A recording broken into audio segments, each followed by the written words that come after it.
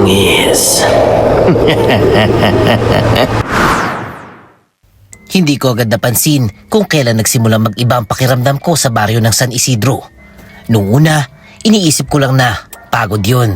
Pagod sa biyahe, pagod sa pag-aayos ng bagong tirahan, pagod sa ideyang iniwan namin ang Maynila para sa isang lugar na halos hindi ko man lang makita sa mapa noon.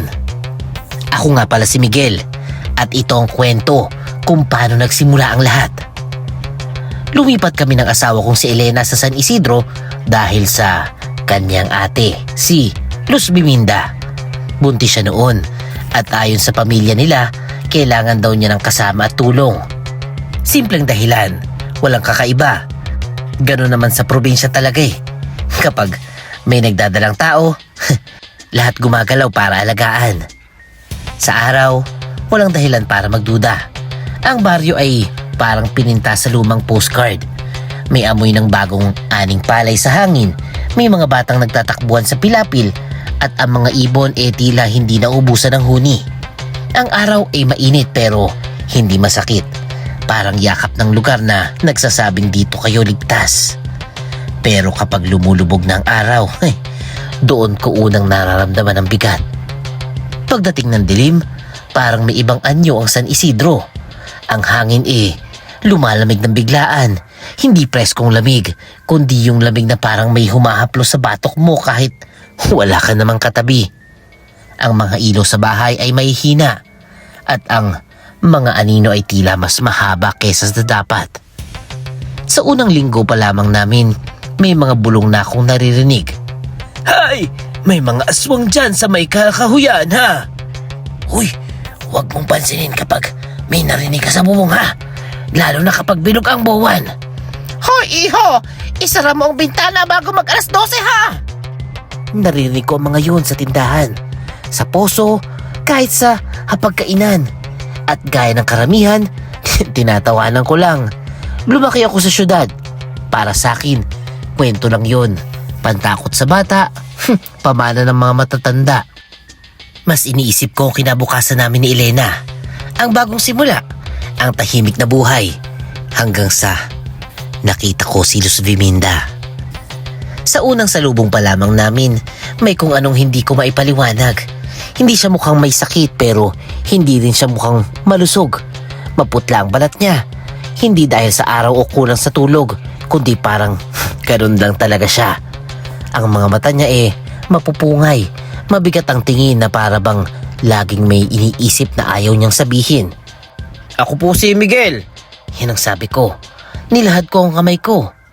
Ngumiti lamang siya, mahina, saglit lang, tapos tumalikod agad. Hawak ang tiyan niya na para bang may dinadalang mas mabigat pa sa bata. Hindi ko yun pinansin noon. Ayoko maghinala, ayoko maging bastos. Sa unang gabi namin sa bahay na yun, doon nagsimulang gumapang ang takot. Nakahiga kami ni Elena. Patay na ang ilaw, tahimik ng paligid. Bigla kong narinig ang kaluskos sa bubong. Mabagal, paulit-ulit, parang may gumagapang. Sinusundan yun ng mahihinang yabag. Hindi yabag ng tao. Masyadong magaan ata ito. Masyadong pantay. Miguel? Yan ang bulong ni Elena. Kinakabahan siya. Narinig mo ba yun? Narinig ko, pero ayokong ipahalata. Pusa lang siguro yan, Elena. O baka naman daga. Yan ang sabi ko. Pinilit kong maging kalmado. Kahit ang dibdib ko parang may mabigat na nakapatong. Yumakap ako sa kanya at naramdaman ko ang panginginig ng katawan niya. Maya-maya, tumahimik din ang bubong. Wala nang sumisigaw, walang bumabagsak, walang paliwanag. Akala ko doon na matatapos. Hindi ko alam na yun pala ang paunang katok. At sa bawat gabing lilipas, ang katahimikan ng San Isidro ay unti-unting maghuhubad hanggang ang matira na lang ang tunay nitong anyo at ang kilabot na matagal nang nag-aabang sa dilim. Hindi ko namalayan kung kailan naging mabigat ang bawat umaga sa San Isidro. Parang unti-unting may humihigop ng lakas ko sa loob ng bahay. Hindi lang sa katawan, kundi pati sa isip. Ilang linggo pa lang ang lumipas pero napansin kong nagbago si Elena. Dati, gigising siya ng maaga para magluto, magwali sa bakuran at makipagkwentuhan sa ina nila. Pero ngayon, madalas siyang nakaupo sa gilid ng kama. Hawak ang tiyan niya, hinihingal kahit wala namang ginagawa. Maputla ang labi niya, madalas na sumasakit ang ulo, at ang batang dinadala niya parang laging mahina. May mga gabing nagigising siya sa kaba, sinasabing parang hindi gumagalaw ang bata. Ay, pagbati lamang iyan, may naiinggit dyan. Yan ang sabi ng mga kapitbahay. Yun ang madaling paliwanag. Yun ang gustong paniwalaan ng lahat. Pero ako, may isa pang napapansin. Si Luz Biminda. Tuwing sasapit ang hating gabi, may nawawala sa bahay. Una, tulog lang. Ang marahang pagbukas ng likod ng pinto. Isang yapak, dalawa. Akala ko panaginip lamang. Hanggang sa isang gabi, hindi ako makatulog. Tahimik ang paligid pero gising ang diwa ko. Narinig ko ulit ang pinto. Dumungaw ako sa bintana. Sa liwanag ng buwan, nakita ko si Luz Biminda sa malayong luwang. May lambat na nakatakip sa balikat niya. Parang balabal. Mabagal siyang naglalakad. Diretso ang direksyon sa kakahuyan. Hindi siya lumingon. Hindi siya nagmadali. Para bang alam na alam niya ang pupuntahan niya. Hindi ako sumunod. Hindi ko alam kung bakit. Parang may boses sa loob ko na nagsasabing wag. Kinabukasan, may nakita akong kakaiba sa kusina naman. Mga patak sa sahig, maliit, kulay itim, hindi tuyo, hindi rin pula. Malapot at may amoy na hindi ko maipaliwanag. Parang bakal na nababad sa lupa. Sinubukan kong linisin. Kumapit ito sa basahan. Ayaw nang matanggal. Hindi ko na nga to sinabi kay Elena eh. Mas dumadala sa mga gabi na hindi ako dinadalaw ng antok. At isa sa mga gabing yun, naglakas loob akong silipin ang bubong. Umakyat ako sa bintana. Dahan-dahan. Halos hindi humihinga. Maliwanag ang buwan. Bilog na bilog. Doon ko nakita ang anino. May hugis na taong nakadapa sa bubungan. Hindi gumagalaw pero ramdam ko ang presensya nito. Parang may hinihintay. Maya-maya, yumuko ako at tila kumagat sa isang patong ng kahoy. Narinig ko ang tunog. Parang ninungoy ang basa.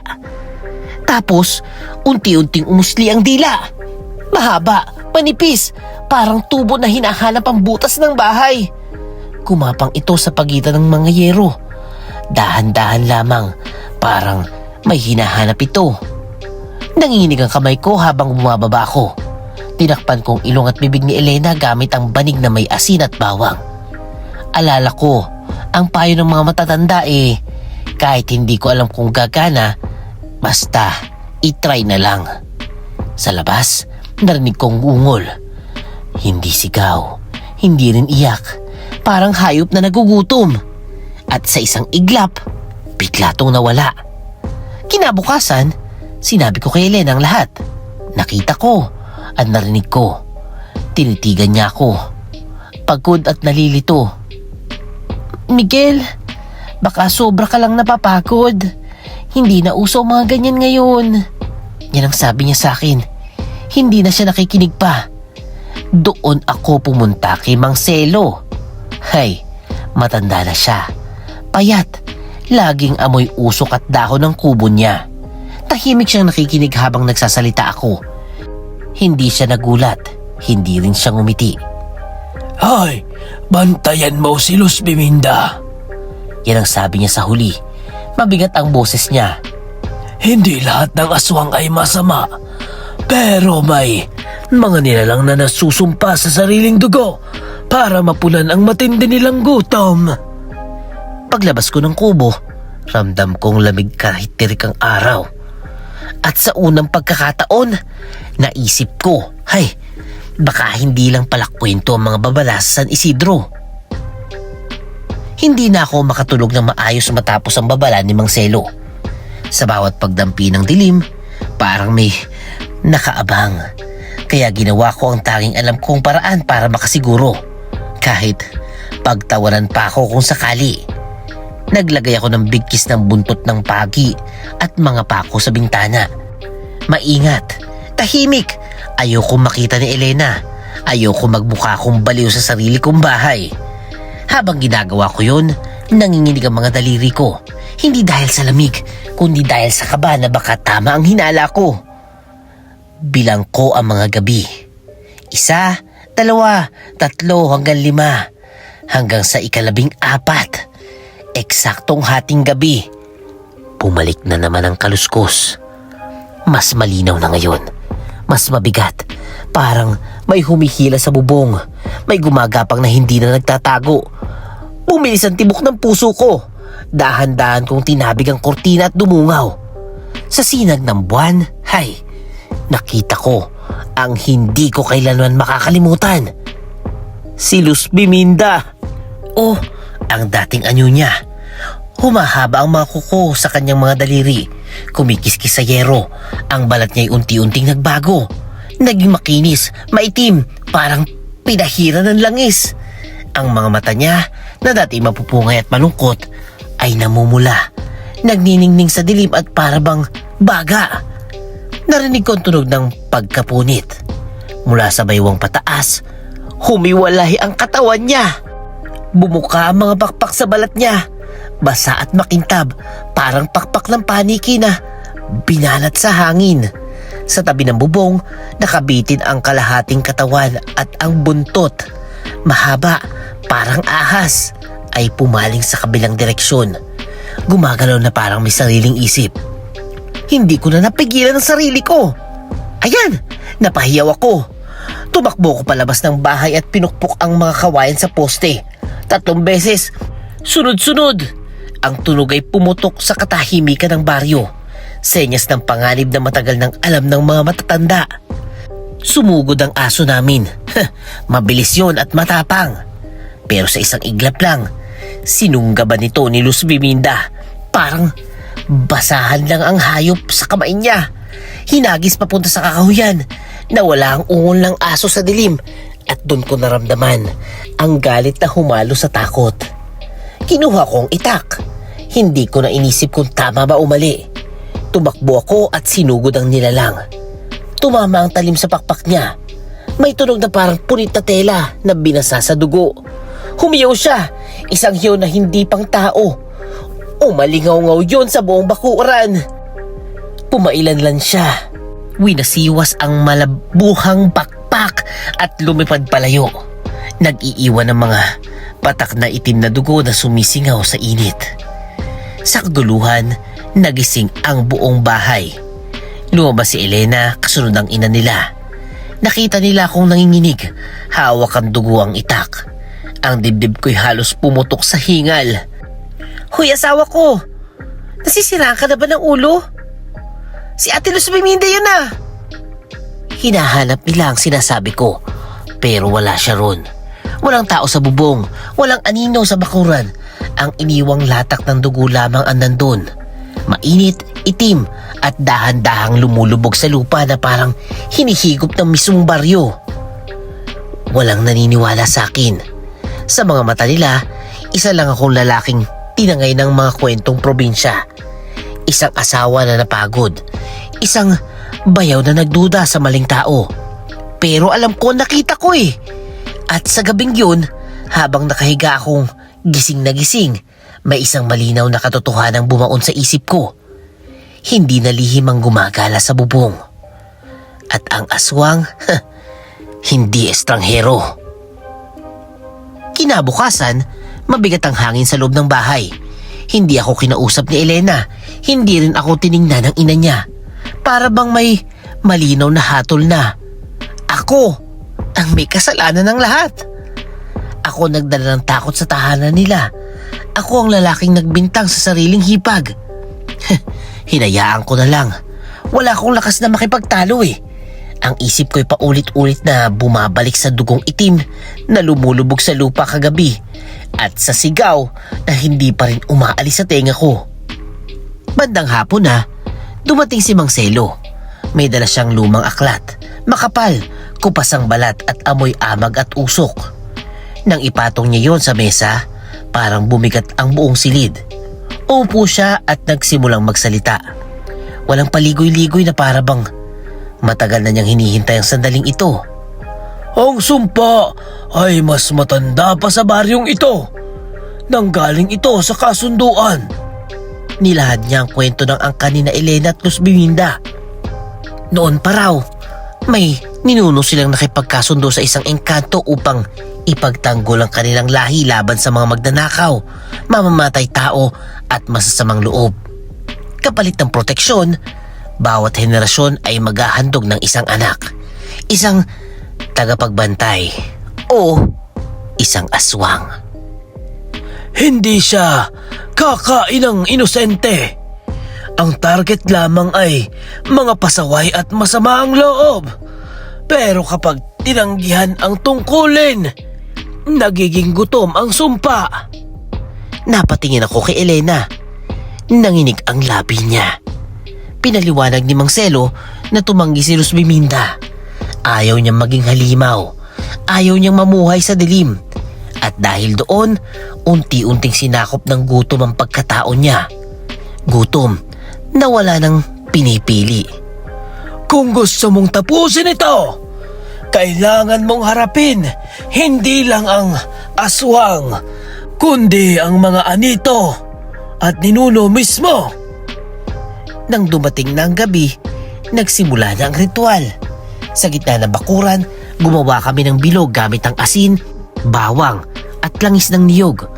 Ang lupa ay basa, malamig sa paa. Nilatag ang buntot ng pagi, krus ng palaspas at mga itim na kandila na isa-isang sinindihan. Ang liwanag nila'y nanginginig, tila may humihinga sa paligid. Ako ang pumwesto sa gitna. Nasa gilid lamang si Mang Selo. Binubuklat ang mga aklat, bumibigkas ng mga orasyon na hindi ko maintindihan. Halo ng Latin at lumang salita na parang hindi na ginagamit ng tao. Biglang, bumuhos ang ulan. Sa unang kulog, naramdaman kong pag-iba ng hangin at saka siya lumitaw. Ang aswang ay hindi na lamang si Luz Biminda. May mga anino siyang kasama. Gumagapang sa lupa, umaakyat sa mga poste. Bumabalot sa katawan niya ang parang usok. Mga mata niya'y nagliliyab at ang mga pakpak ay kumakalampag sa ulan. Hinawakan ko ang sulo. Nagliliyab ang apoy sa kamay ko. Sumugod siya. Nagtagpo kami sa gitna ng bakuran. Ang laban ay parang sayaw ng kalansay at apoy. Umiiwas ako sa bawat pagtapo ng pakpak niya. Ramdam ko ang hampas ng hangin sa mukha nito. Hinampas ko siya ng buntot ng pagi. Pak! Umalingaw-ngaw ang sigaw niya na para bang halakhak na masamang espiritu. Tinamaan ko ang isang pakpak. Napaatras siya. Sumigaw. Ngunit bago ko pa man masundan, may puwersang humatak sa akin pababa. Parang hangin, parang kamay na walang anyo. Sa lupa, unti-unting bumangon na ang anino. Hugis tao, walang mukha. At doon ko naintindihan. Diyos ko, hindi pa tapos ang laban. Pinatong ni Mang Selo ang kamay sa balikat ko. Mabigat ang haplos niya, parang may pinapasa. Hindi lakas kundi responsibilidad. Sa bibig niya, umagos ang mga salitang hindi ko talaga maintindihan. Latin daw, sabi niya noon, pero sa pandinig ko, parang dasal na hindi para sa Diyos eh. Nanginig ang lupa sa ilalim ng mga paa namin. Ang bilog ng asin ay tila umusok at ang apoy ng mga kandila ay sabay-sabay na yumuko. Parang may hangin na hindi galing sa ulan. Sa harap ko, naroon si Luz Biminda, ang pisikal na anyo ng sumpa. Ngunit sa likod ng mga mata niya, may ibang nakatingin. At yun ang umatake sa akin. Hindi sa katawan, kundi sa isip. Biglang nagdilim ang paligid. Hindi ko na marinig ang ulan, ni ang kulog. Ang nakita ko ay mukha ng ama ko. Nakahiga sa kabaong, malamig ang balat. Bukas ang mga mata na parang may gustong sabihin pero hindi na kaya. Sumunod ang sarili kong refleksyon sa salamin ng lumang boarding house sa Maynila. Pagod, talunan, walang narating. Narinig ko ang boses ng mga taong iniwan ako noon. Nagsasabing hindi ako sapat. Pinakamabigat sa lahat ng nakita ko, si Elena. Nakita ko siyang nag-iisa, walang asawa, walang sandigan, hawak ang tiyan niya, umiiyak habang unti-unting nawawala ang bata sa loob niya. Ang takot parang yelo na gumagapang sa utak ko. Nanginig ang mga tuhod ko, parang may kamay na humihigpit sa ulo ko. Pilit akong pinapaluhod. Doon ko naintindihan, ang anino ay hindi lang nananakot. Pinapakain ito ang sarili sa takot. Sa huling piraso ng lakas ko, inalala ko na lang kung bakit ba talaga kami lumipat sa San Isidro. Hindi dahil sa takot, hindi dahil sa utang na loob, kundi dahil sa pagmamahal. Kay Elena, sa batang hindi ko pa man nakikita ang mukha. Bigla akong sumigaw. Hindi ko alam kung anong salita ang lumabas sa bibig ko, pero nang sumigaw ako, ang boses ko ay parang kampana. Malalim, buo, at umaalingaw sa bakuran. Bumigat ang hangin, parang may nabasag sa loob ng katahimikan. Pumutok ang itim na anito. Hindi dugo ang tumalsik kundi parang bubog. Pira-pirasong anino na naglaho sa hangin. Tinangay ng ulan. Napahinga ako sa lupa. Hiningal. Nanginginig. Akala ko nga tapos na Pero muling sumalakay si Luz Biminda. Mas mabilis, mas galit at ang mga kuko niya ay kumislap sa liwanag ng kidlat. Hinampas ko siya. Tumama pero humarang ang mga kuko niya sa itak. Narinig ko ang tunog ng bakal na kumayod sa buto. May init sa mga palad ko. Nang tingnan ko, dumadaloy ang dugo. Kulay pula. Buhay! Sa gitna ng kaguluhan, biglang may umiyak. Si Elena. Pumasok siya sa bilog. Bitbit ang rosaryong iniwan sa amin ng yumaong lola niya. Basang-basa siya ng ulan. Nanginginig pero matatag ang tingin. Ate, tama na. Hindi namin kayang saktan ka pero kailangan mong isuko ang sumpa. Yan ang sabi ng aking asawa. Hindi yun sigaw, hindi yun dasal. Pakiusap yun ng dugo sa dugo. Huminto si Luz Biminda. Sa loob ng ilang segundo, nakita kong pagbabago. Ang pamumula ng kanyang mga mata ay humupa. Ang mga kuko ay unti-unting umurong. Sa mga mata niya, bumalik ang pagiging tao. Pagod, puno ng sakit. Pero malinaw. Bumagsak siya sa lupa. At sa katahimikang sumunod, unang beses kong naramdaman na baka lang may pag-asa pang matapos ang lahat ng ito. Hindi ko alam noon na ang sumpa ay hindi basta sumusuko at ang tunay na kapalit ay hindi na binubunyag pa. Tahimik ang bakuran matapos ang laban. Ang ulan ay humina at ang hating gabi ay dumapo na parang mabigat na kumot sa aming lahat. Sa ilalim ng ilaw ng natitirang kandila, bumagsak si Luz Biminda sa tuhod. Hindi na aswang, kundi isang babaeng pagod na pagod nang tumakbo mula sa sarili niyang anino. Bumuhos ang luha niya. Matagal siyang hindi nagsalita. Parang inuubos muna ang natitirang lakas sa paghinga. Nang sa wakas ay tumingin siya sa amin. Wala na ang pamumula sa kanyang mga mata. Ang naroon ay takot at pagsisisi. Alam ko na ang sumpa simula noon pa. Hindi ko lang sinasabi sa inyo. Yan ang sabi ni Luz Biminda. Umupo siya sa lupa, yakap ang sarili, at doon niya nilahad ang lihim ng kanilang pamilya. Ang sumpa raw ay hindi aksidente. Isa itong tungkulin. Sa bawat henerasyon, may isang babae na pipiliin. Hindi ng kanyang pamilya, kundi ng kasunduan. Siya ang magiging bantay ng baryo. Siya ang kakain sa mga pasaway, sa mga nananakit, sa mga magnanakaw na sumisira sa katahimikan. Pinili kong tanggapin para protektahan kayong lahat. Yan ang sabi ni Luz Biminda. Pinili niyang kainin ang mga hayop sa kagubatan. Mga taong palihim na nananakit sa baryo. Yun ang naging panangga laban sa gutom. Ngunit na mabuntis si Elena, may nagbago daw. Nang maramdaman ko ang buhay sa loob mo, Elena, may puwersang gumigising sa akin. Isang pagnanasa na hindi ko napipigilan. Natatakot ako sa sarili ko. Yan ang bulong niya sa amin. Plano na sana niyang umalis, magpakalayo-layo, maglaho. Pero nahuli ko nga siya sa bubong at doon nagsimulang mabasag ang katahimikan. Tahimik na nakikinig ang ina nila. Nang matapos si Luz Biminda, saka ito nagsalita. Mabigat ang boses at matagal nang may kinikimkim. Nung dalaga ako, nararamdaman ko rin ang gutom. Yung kakaibang gutom. Yan ang sabi ng kanilang ina. Lumingon kami sa kanya sa gulat. Halos ako ang napili. Nakaligtas lamang ako dahil nakapangasawa agad, pero ang sumpa, hindi yon agad nawawala, ano? Pinaliwanag niyang ang sumpa ay parang apoy, hindi basta-basta namamatay. Kailangang ilipat o harapin hanggang sa huling hininga. Doon muling nagsalita si Mang Selo. May paraan pa raw na ritual. Isang paraan para isara ang kasunduan sa engkanto. Pero may kapalit. Kailangan ng voluntaryo. Isang taong tatanggap ng gutom at magbabantay sa kabutihan ng baryo.